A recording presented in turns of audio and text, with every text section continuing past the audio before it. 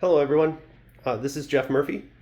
Just came out with another little custom add-on for Thunder Road Vendetta. Wanted to share it with you guys. My wife and Laura and we developed a campaign for it, and I wanted to go over that kind of setup, what it adds in.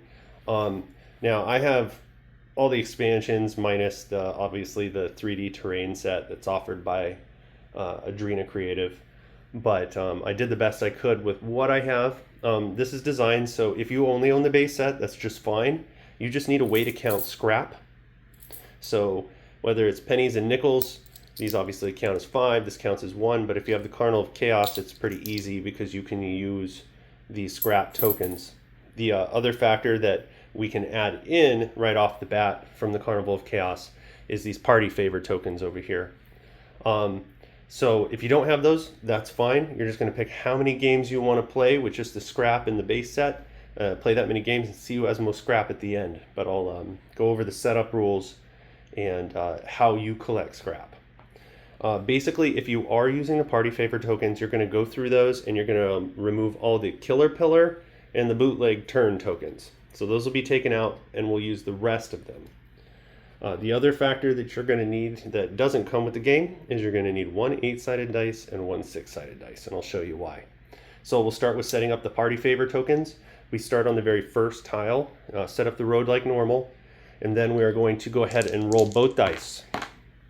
Okay, so our 6-sided dice represents our rows, and our 8-sided dice represents our column. So we're going to grab a party favor. We're going to go down 6, 1, 2, 3, 4, 5, 6, and then 1 over, which is just the very first one, and that's where we drop the first party favor. Then we go to the next tile, do the same roll. We got an 8 and a 1, so we just come down 1 for the 6-sided dice, and then over 8. 1, 2, 3, 4, 5, 6, 7, 8. Now, real fast, if we would have happened to end up on this impassable space, we can't obviously put the party favor token there.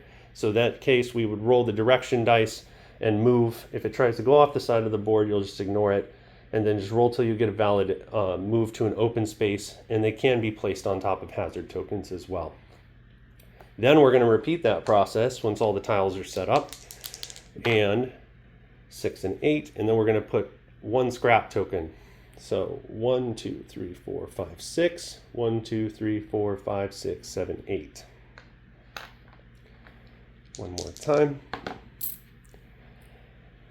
6 and 3. 1, 2, 3, 4, 5, 6. 1, 2, 3.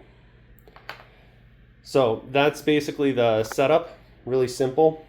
Then you can set the 6 and the 8-sided dice aside. You won't need those again until you pull out another tile. And you're going to do this setup every time a new tile comes out. So next, we're going to talk about collecting scrap on the board and the party favor tokens. So just like in the Carnival of Chaos, when you end your movement on a party favor token, you will pick it up and you can use it following the Carnival of Chaos rules. The scrap coins you can just drive through. You don't have to end your movement on them to collect them. Other ways to collect scrap: whenever we damage a car, we're going to collect 1 scrap. Whenever we cause a car to be inoperable on the road, we're going to collect 2 scrap. And whenever we completely eliminate a car, we're going to gain 3 scrap. So know that that doesn't stack like in the Carnival of Chaos.